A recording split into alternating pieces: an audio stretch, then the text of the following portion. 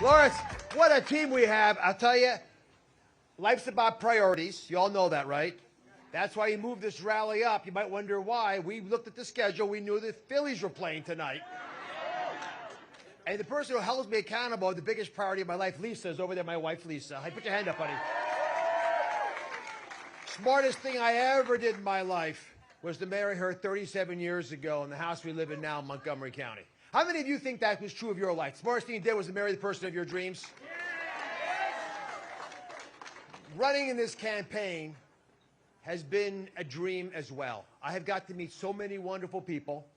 And for me, a lot of the thought process went back to the fact that my dad, who was born on a dirt floor, was allowed to come to the greatest country in the world because we were welcoming immigrants who were working hard to make themselves better and to make our country better. And what he instilled in me was that we are the land of opportunity. We're the land of plenty. The American dream lives on. It's embodied in me and you, and all the things that we do are designed to take the wisdom that we had from our parents, that shiny baton they gave us, and make sure we pass it along with the family values and some of the deep-seated Pennsylvania insights that we have and can bring to the equation. That's why this election is so transformative. We have to make sure that who we are as Pennsylvanians is reflected in Washington. And it's important for a bunch of reasons, which I'll get to. But as I've traveled around the Commonwealth, I'll tell you, you want to be energized and excited about America? Go campaign in Pennsylvania. It's not just our sports teams, although I was watching the Eagles on Sunday. Oh, it hurts so good. People know what they want to do, and they're struggling. I've talked to seniors who don't see their Social Security check stretching far enough with 40-year high inflation. I've talked to young couples who are trying to make that first down payment for a starter house, but the mortgage rates are too high now. Again, self-inflicted problems. I've talked to families in every part of the Commonwealth who fear what's in their mailbox because they know their kids can literally order pain pills which are laced with fentanyl that could kill them. 2 weeks ago here in Philadelphia, I was talking to a woman. She was in the very front row here, and she was teary-eyed, glassy-eyed. And so I called her up, and she told the story. If I asked it here, many of you would probably be able to identify somebody in your lives like what she told me, which was that her 32-year-old daughter, who had Lyme disease, was having pain, had ordered a pill. And she found her daughter blue and dead. That makes us a border state, because that fentanyl came across the border with a open border that initially started off as a human trafficking operation, making cartels a fortune, and these terrorist organizations are now running narcotics across our border. But when I hear this, it brings me to an emotional place, as you are as well, because we don't have to have this. It doesn't have to be this way. And I have a continuous struggle trying to figure out why Washington keeps getting it wrong. How many of you think Washington's getting it wrong? And I finally think I might have the diagnosis. Washington's getting it wrong because of the extreme positions that they're accepting of. And they need a dose of Pennsylvania reality. I want to go to Washington and bring balance. So you actually have the partisan bickering fall away, and we address the problems that are plaguing people in Pennsylvania and all around this beautiful country. Because when I travel around Pennsylvania, I don't hear people telling me to go beat up on Democrats. Heck, we're a purple state. Your neighbors are Democrats. And by the way, they're going to vote for us in this election. What I hear over and over again is go there and fix the problems. So what are those problems? Because in my campaign, I've tried to make it about the need for balance, about sensibility, about common sense. Now, in contrast that to my opponent, who continually takes the extreme positions. And I'm going to highlight 3 of them in particular. And I'm doing this for a reason. Because you're going to need to go out, as you've heard from many people up on the stage, and talk to 10 friends. And please don't pick hardcore Republicans. They're going to vote for us already. The hardcore Republicans, just make sure they vote. But I want you to go find independents and conservative Democrats, and there are lots of them in Bucks County. And the reason Jim Worthington is so correct when he says it all turns on Bucks is because there are a couple places like Bucks around the Commonwealth that are vital. You get people in Bucks to think that we have the right answer, the right diagnosis, the right treatment for the problems that ail Pennsylvania and this nation, and we win statewide. Because you're a microcosm of what's going on in our state. So you want to call people in the middle. You're going to call out three things. Don't get distracted with anything else. Everything else that's thrown at us by the far-left fringe elements of the Democratic Party are distraction. They're specifically designed to pull you off your message, which is there are three problems we're facing. Problem number one, and I'm a professor, so I'll say these a couple times. You don't have to take notes, but you only know them. The first problem is the economy. Now, the inflation is a self-inflicted wound. The taxes that they're now throwing at us are to make up for the fact they weren't willing to make the tough decisions about the spending. And John Fetterman, when he raised taxes as mayor, when he argued to raise taxes 46% as lieutenant governor for the state, and when he supported the Biden tax increase that just recently happened, he did all that, not willing to acknowledge that he hadn't paid his own taxes 67 times. It's easy to raise taxes when you're not paying your own. But taxes are a problem that imposes pain on people already struggling with inflation they can't manage. So we got the economy. Number two is crime. Mike Bresnan, the firefighter, you heard him here. That guy's out of Central Casting, isn't he?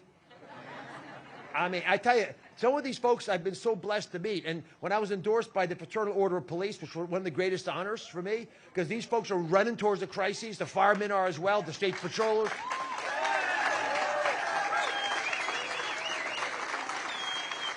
And you go talk to, Mick Nesby, who runs the Philadelphia FOP, and I got the statewide endorsement. It was unanimous. You know how hard it is to get hundreds of police leaders to make a unanimous vote for a candidate? It's tough. But here's why it happened. They know I have their back. And they're sick and tired of far-left political leaders not supporting them. And the reason that comes, as I spent a lot of time in Philadelphia. I went to med school, as you know, went to graduate school in Philly, lived in West Philly. I could walk to school. I rode my bike. It wasn't a problem.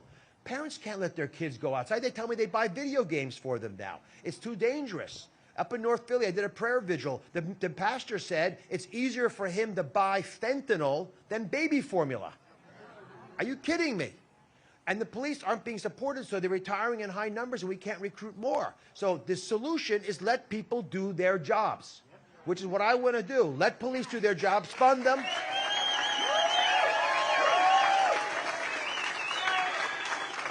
And all of us here in this part of Pennsylvania say the same thing, which is we don't want to be part of a social experiment, right? Do the things that make sense. Let the policemen do their jobs, make the prosecutors do their jobs, let the political candidates do their jobs, like answer your questions, deal with the issues, talk to the media, all the things I've been pushing John Fetterman to do. We finally had a chance on the debate stage. But the real issue for me, the real issue is you have to defend your positions. That's what this is about. You're allowed to have your own opinions, but you got to defend them. The third place that John Fetterman and I differ because he's taken pretty strong stances about wanting to release people convicted of murder by a jury, sentenced to life in prison, and he wants them to be released over the objections of other parole board members and the families, right? Why do you feel that way? Why do you want to legalize all drugs? That's the third thing today, drugs and the border. When you know that it's been done already. Oregon actually did this experiment. Fetterman supported it. 50% increase in homicide rates. 50% increase. That's a big number. Right? So I don't want to do this little experiment and then have people pay with their lives. But what we do know for sure, and this is my pledge to you, is all three of these problems are addressable. Now listen, as you know, I'm not a politician. I'm a heart surgeon. You know what heart surgeons do? We get together, we unify, we don't divide, and we focus on a big problem, in particular your heart, which we only get one shot to fix right. And then we make sure we're laser focused and we get it done. That's what I pledge that I'll do. I'll unite us, I'll bring balance, and I'll address the challenges that we're facing. Now, the problem that we're going to run into is that a lot of people are going to get confused by all the messaging. So your job is to highlight, what are the three things? The economy, crime, and the border, right? Three things. Don't talk about other stuff than that. You don't need to. Those are the three issues, the kitchen table issues that everyone's worried about. Talk about what concerns voters, and they'll come over to us. They're going to come back with one last question. One last question, and here it is. Simple, straightforward, and you got to just make your own mind up about the answer in your own heart. Here's the question. Are you happy with where America's headed? No. If your friends say yes, take their car keys away. They shouldn't be driving.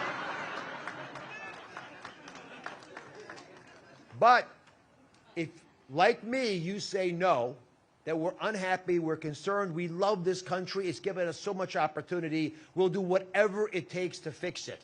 And we will work across the aisle with folks who don't share all of our opinions to find common places to address the challenges we face. Then we're on the same page. And what I pledge to do is to believe in the things that you believe in. I believe in the American dream. I believe we are the land of opportunity, the land of plenty. I believe we can actually have a budget that works and help people in need without recklessly spending our children's money and causing 40-year high inflation that leads us to have more taxes. We don't want that. I believe we can have all of the above energy policy because it's better for the environment. To protect our heritage, we have to make sure we are clean in what we do, and natural gas does that. And there are many things we can do with that resource we have beneath our feet here in Pennsylvania that can power the nation for 200 years. I believe, yes.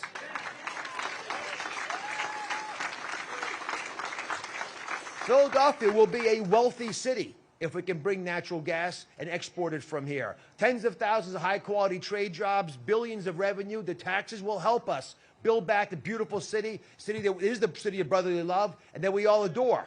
It's a city that we have to help, and it will be an affluent city if we're allowed to do what makes sense for the planet, for the environment, and the people overseas who are struggling right now. I believe that we can have a secure border, but allow legal immigration, the kind that my dad was able to take advantage of, right? And many of your parents as well, and bring high-quality people who want to work their tails off legally into this country. I believe that we can have safe city streets. I believe that we can let parents choose the schools that their kids go to, so everyone has an even chance of being educated. I believe we can have affordable care, so we have all access to the health that we need. And most importantly,